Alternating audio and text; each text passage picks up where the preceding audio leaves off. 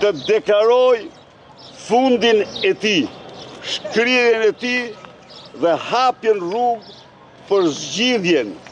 Lideri i opozitës shkoi me këtë kërkesë të fortë politike në kuvent në kohën kur jashtë rrethimit po mbahej protestë, çka u shndrua menjëherë në çështje debati, akuzash e përplasjesh.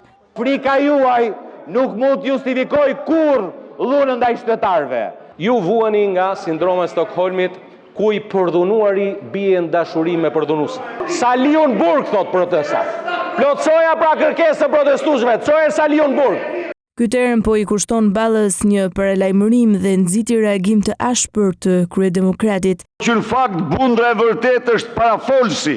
Pas përplasjeve mes protestuesve e policisë jashtë kuvendit, opozita në blok ngriti akuza për dhunë policore. Që kërkojnë shkrirjen e parlamentit dhe ju rezervoni armë kimike, lëndë djegëse, helme toksike.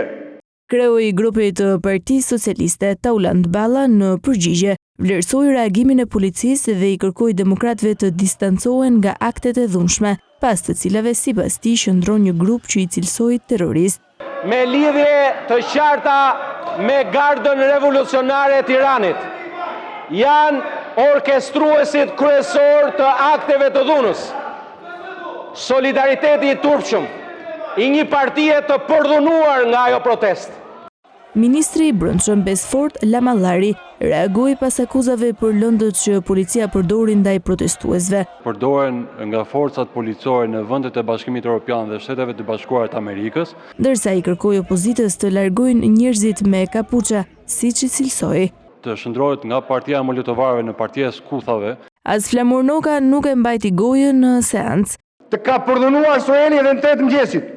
Kreu i grupit të Partisë Socialiste përforcoi akuzat ndaj opozitës në një komunikim me gazetarët në kohën kur seanca u pezullua për herë të parë, pasi demokratët nuk lejuan nisjen e leximit të raportit të mazhorancës për reformën territoriale. Përpjekjet për të tërhequr poshtë, për të kthyer mbrapa Shqipërinë në skenare dhune si ato të viteve 1997, 1998 apo të tjera si këto, nuk do të ketë. Sali Berisha dënoi cilësimin terrorist të protestuesve nga Balla dhe përsëriti kërkesën me të cilën shkoi në kuvent.